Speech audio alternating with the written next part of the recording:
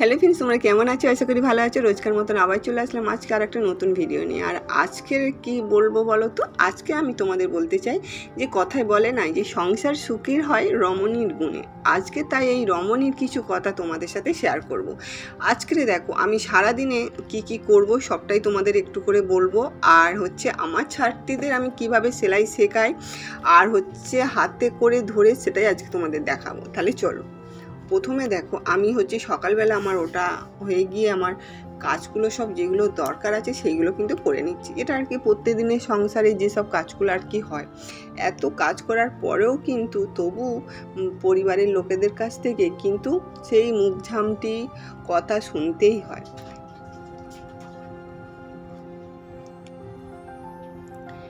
তাও কিন্তু সব কথা শোনার পরেও কিন্তু আমাদের সব কাজটা নিজেদেরকেই করতে হয়। এত কথা তবু এই যে কথায় বলে না যে সংসার সুখের হয় রমণীর গুণে। তাহলে এই রমণীরা যদি এত কাজ করে তাহলে তারপরেও যে এত কথা শুনতে হয় কেন? ওই জন্য কথায় বলে না শাশুড়ি মা শাশুড়ি হয় আর মা মাই হয়, তাই না? প্রত্যেকটা কাজ কিন্তু তুমি যতই নিখুঁতভাবে করো না কেন, তাদের একটাই হচ্ছে দোষ আছে যে তারা সেই কাজের খুঁত ধরবে, তাই না? সেইভাবেই কিন্তু যতই যাই বলুক না কেন আমাদের কিন্তু তাদের কথায় কান দিলে হবে না। তাহলে সেখানে কি হবে বলো তো? ঝগড়া হবে। তাই জন্য তোমার মন যা চায়, তুমি যেটা করতে চাও সেটাই করো, তাহলেই কিন্তু হবে।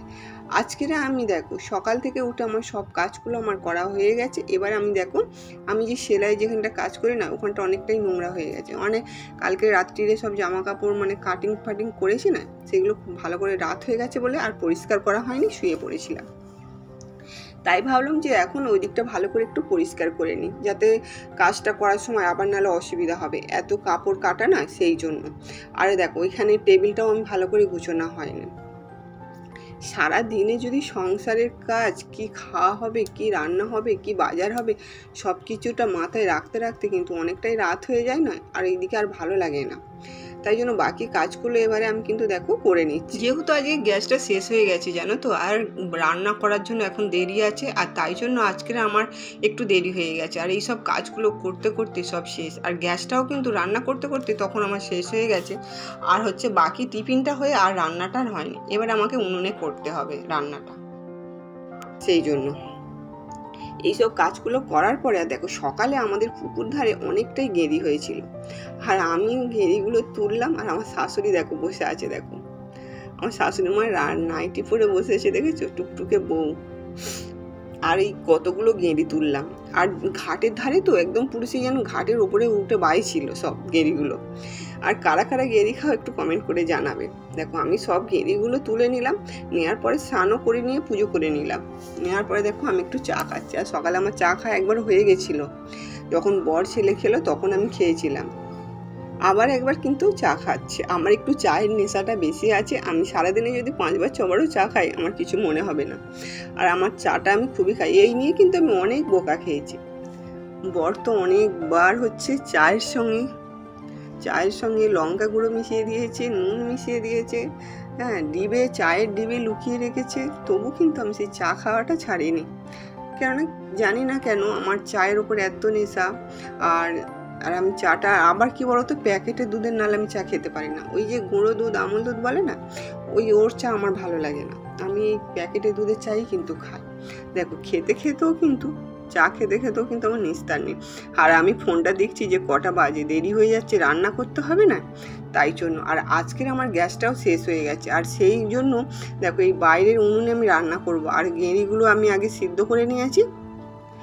সিদ্ধ করে নেওয়ার পর দেখো দুজন মিলে আমি ছাড়াচ্ছি, শাশুড়ি মা আর আমি দুজন মিলে ছাড়িয়ে নিলে কিন্তু তাড়াতাড়ি হবে। উনি কিন্তু চোখে দেখতে পায় না, তবুও বলি বসো আমার পাশে, নাহলে তো আমার ভালো লাগবে না। আর এই সামনের পুকুরটা থেকে কিন্তু গেঁড়িগুলো তুললাম। তারপরে দেখো একটু এই লবণ নিয়ে আসলাম, ওইটা দিয়ে ভালো করে চটকালে না গেঁড়ির ল্যালালিটা কেটে যাবে। সেই জন্য দেখো ঘষে পরিষ্কার করুন। মানে অনেকটাই খাটনি।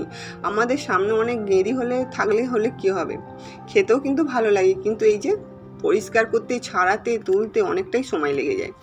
আর সকাল থেকে দেখো আমার আজকের সেলাই ভালো করে বসাই হচ্ছে না। এদিকের কাজ করতে করতে আর আমার সেলাইয়ের ঘরে আর যেতে ইচ্ছে মানে করছে না, কেননা এদিকের কাজগুলো তো বাকি আছে, আর এদিকে রান্না করতেও দেরি হয়ে গেছে, আর গ্যাসটাও আমার শেষ হয়ে গেছে। আর গ্যাস শেষ হয়ে গেলে জানো কি অসুবিধা হবে। এই যে এবার আমাকে উনুনে রান্না করতে হবে, আর উনুনে রান্না করার জন্য দেখো আমি সবটা ধরে নিয়ে চলে এসেছি। আজকের আমি বাইরে রান্না করব, আর আমার যা কষ্ট হবে সেটা তো তোমরা জানো। আর এই যে এখন বর্ষার যে পালং শাকটা হয়েছে না, সেই পালং শাক আমার বর কিনে এনেছিল, আর সেটা দিয়ে আজকে কিন্তু এই গেঁড়িটা দিয়ে করব। গেঁড়ি দিয়ে পালং শাক দিয়ে এত সুন্দর একটা রেসিপি আছে, কি বলবো তোমাদের, অন্য সময় দেখাবো কোনো সময়।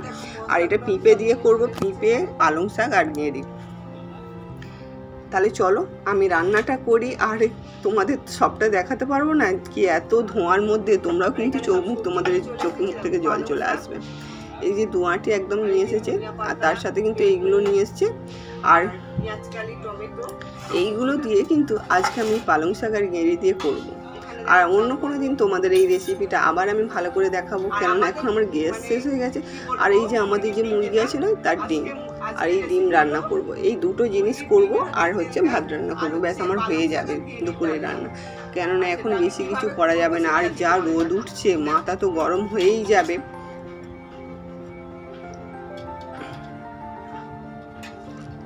গ্যাস শেষ হয়ে গেলে যে কী যে কষ্ট, কি বলবো। এবার আমাকে উনুনটা ধরাতে হবে রান্না করার জন্য। আমি এখানে হাঁড়িতে চাল ধুয়ে আর জল ফল নিয়ে সব রেডি করে নিয়েছি, আর রেডি করে না নিলে বাইরে তো হনুমানেরও উৎপাত আছে, এখান থেকে উঠলে হবে না। তাহলে চলো আমি রান্নাটা করে নিই।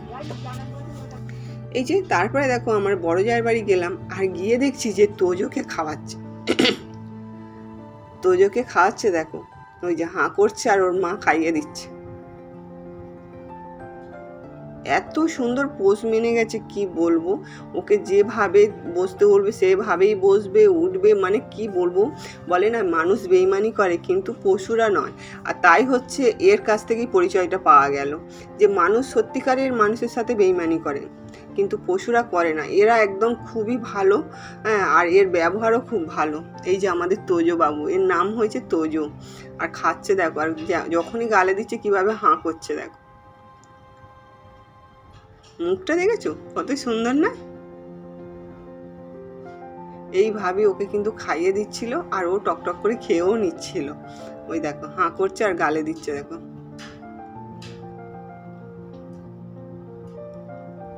এত পোষ মেনে গেছে না। ওর সামনে যদি তুমি থালার মধ্যে ভাত বেরোও রেখে দাও, ও একটুকু মুখ দেবে না, ওর সমানে চুপ করে বসে থাকবে। তারপরে দেখো ওখান থেকে এসে খাওয়া দাওয়ার পরে আবার সেলাই চলে এসেছে। এই যে সবাই সেলাই চলে এসেছে, এবার এদের যে যার কাজগুলো নিয়ে কিন্তু ওরা ব্যস্ত, আর আমাকে এদেরকে দেখিয়ে দিতে হবে। আর এখনটা কি বলো তো, অনেকটা এরা জেনে গেছে তো, তাই জন্য এদের পেছনে এতটা আমাকে আর করতে হয় না। যেগুলো দাগ দিয়ে দেয় আমি শুধু জাস্ট একবার এসে দেখে নিই যে ঠিকঠাক করেছে কিনা। এইভাবেই আমি কাজগুলো শেখাই। প্রথমে তো আমাকে একটু অনেকটাই এদের পেছনে কষ্ট করতে হয়েছে, এখনটা আর অতটা কষ্ট করতে হয় না। এরা যে যার নিজেরাই কিন্তু কাজগুলো করে নেয়। আমি যেইভাবে তোমাদের দেখাই বোর্ডে ড্রয়িং করে, তারপরে কাটিং করে দেখাই, এদেরকেও কিন্তু সেম একইভাবেই করি। এরা কিন্তু সেমভাবেই করে। দেখো একজন ভুল করলে কিন্তু আরেকজনকে বলে দিচ্ছে। এটা হলো একটা কোচিংয়ে কাজ করা, মানে কাজ শেখা, মানে এটা একটা সুবিধে। দেখো এরা হয়তো দেখো একজন যদি ভুল করে আরেকজন তাকে দেখিয়ে দেয় ঠিক করছে। এরা সব এইভাবেই কিন্তু কাজ করে। আর আমি হচ্ছে তারপরে এসে দেখলাম যে না, এরা সব ঠিকঠাকই করছে যে যার মতন। আর সেই জন্য কিন্তু আমি বাড়িতেই সেলাই শেখাই, কেননা আমি কোনো স্কুলে যাই না। আর বাড়িতে কাজ শেখালে কি হয় যে আমার এক্সট্রা কাজগুলো আমি করতে পারি। এদেরকে একটু দেখিয়ে দিলাম, বা এরা নিজেরা দাগ দিয়ে দিল, সেই দাগ হিসাবে ওরা কাজ করলো, আমি আমার এই দিকের কাজগুলো করতে পারি।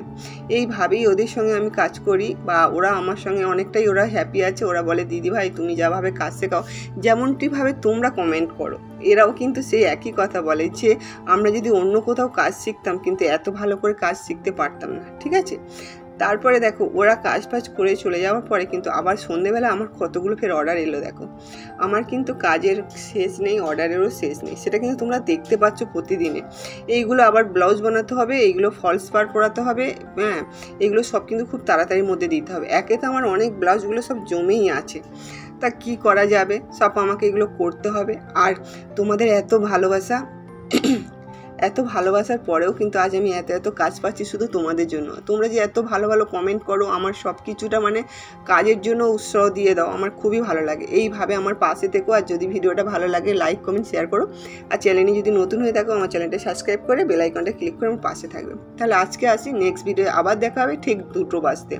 তোমাদের সুস্থ থাকতে হবে, ভালো থাকতে হবে, আর ঠিক 2টো বাজতে এসে তোমাদের সঙ্গে অনেক অনেক গল্প করব।